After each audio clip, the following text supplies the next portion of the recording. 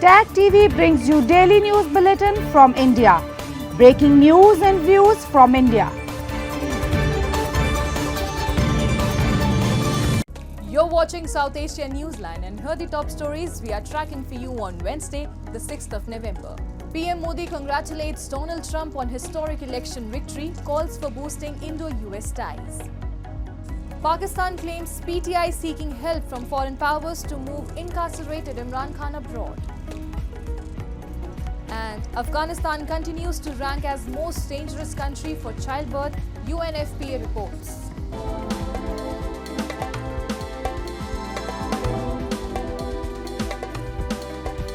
And now for all the details. Donald Trump is set to become the next president of the United States as he defeated Democrat Kamala Harris in a close contest.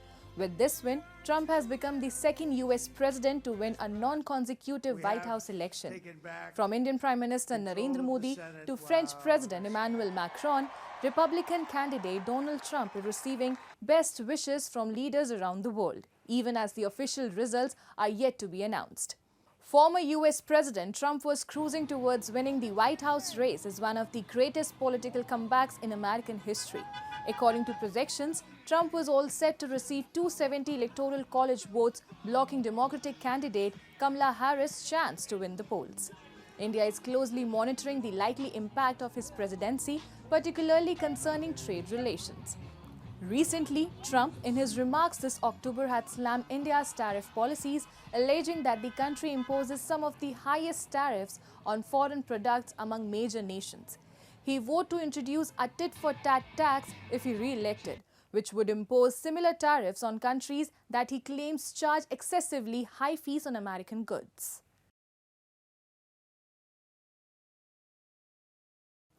The Jammu and Kashmir Assembly on Wednesday passed a resolution for the restoration of its special status, calling upon the centre government to initiate dialogue with elected representatives of the Union Territory to work out constitutional mechanism for restoring these provisions.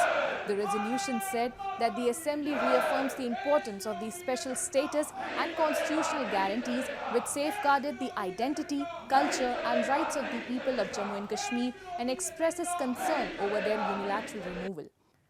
It further added that any process for restoration must safeguard both national unity and the legitimate aspirations of the people of Jammu and Kashmir.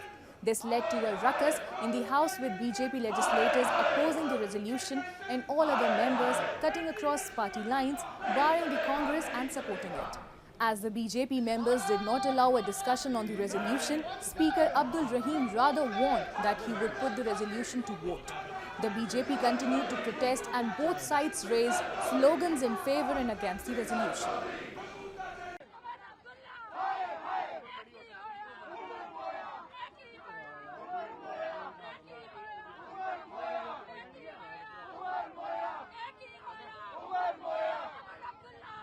Pakistan's Defence Minister Khwaja Asif on Tuesday claimed that former Prime Minister Imran Khan's PTI party is urging foreign powers to get party founder released and be sent abroad.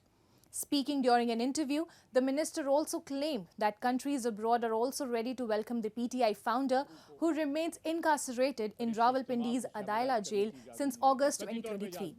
When asked if the countries are from Europe or whether it's the United States, Asif dodged a response mentioning that he is weak in geography.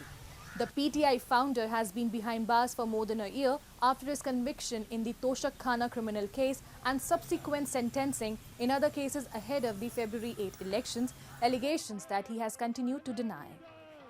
The minister's remark come over a week after as many as 20 British parliamentarians from cross-party have urged Member of Parliament and United Kingdom's Foreign Secretary David Lammy to call for the former Prime Minister's release from Adaila, asking the government to engage with Islamabad on the matter. On the other hand, more than 60 members of the US House of Representatives also wrote a letter to US President Joe Biden calling on him to use Washington's leverage with the Pakistani government for the release of the incarcerated founder.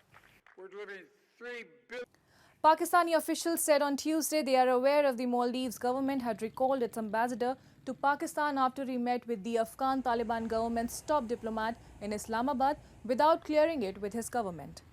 The Maldives does not recognize the Taliban government which seized power in August 2021 as the United States and NATO forces withdrew from the country. The Taliban has been widely isolated for human rights violations since the takeover, including bans on Afghan girls and women. This came days after the Afghan embassy in Islamabad said in a statement the two officials met to discuss ways to enhance cooperation and trade relations between Maldives and Central Asian countries through Afghanistan.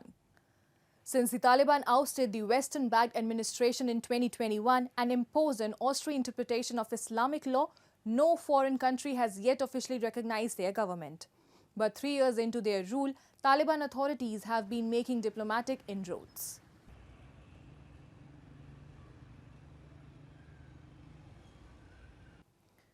The United Nations Population Fund has identified Afghanistan as one of the most challenging countries for mothers, noting that every 2 hours a mother dies due to preventable pregnancy and childbirth complications. UNFPA released a report expressing deep concern over the rising maternal mortality rate in Afghanistan and stated that the country has weak healthcare infrastructure and limited access to reproductive health services, especially in rural areas. The organization attributes the prolonged humanitarian crisis in Afghanistan to factors such as ongoing economic instability, restrictions on women's employment and education, the return of refugees, and the increase in internally displaced people. The restrictions on women's rights, including the barring of education and employment, exacerbate the health crisis as women lack the resources, knowledge, and support to access essential healthcare services, especially during pregnancy and childbirth. The denial of education and employment opportunities for women and girls in Afghanistan is not only a violation of human rights, but also deepens the humanitarian crisis, limiting the country's potential for future stability and development.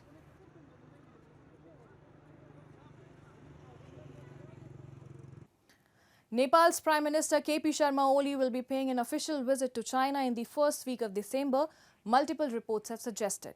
The visit will mark a departure from the long-standing practice of new Nepali Prime Ministers choosing India as their first foreign destination, with a few exceptions for multilateral events. Advisors close to Oli have indicated he had hoped to uphold the tradition, but that New Delhi is yet to extend a formal invitation even 4 months after the formation of his government. Reports suggest China has proposed December 2nd to 6th as a window for Oli's visit. Though the Prime Minister's Secretariat is leaking the dates of Oli's China visit, Oli himself has not spoken publicly about it. Nepal has proposed 4 projects to China under the BRI framework, and both sides are reportedly working on an implementation plan that could be finalized during Oli's visit. Within Nepal's ruling coalition, there are differences on the BRI. Foreign Minister Arzu Rana Deuba of the Nepali Congress initially sought more public debate on the initiative, but has since softened her stance, now acknowledging the BRI as an established aspect of Nepal-China cooperation. That's all in tonight's edition. We will see you same time tomorrow. Good night.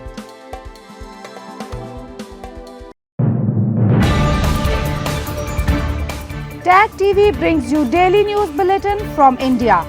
Breaking news and views from India.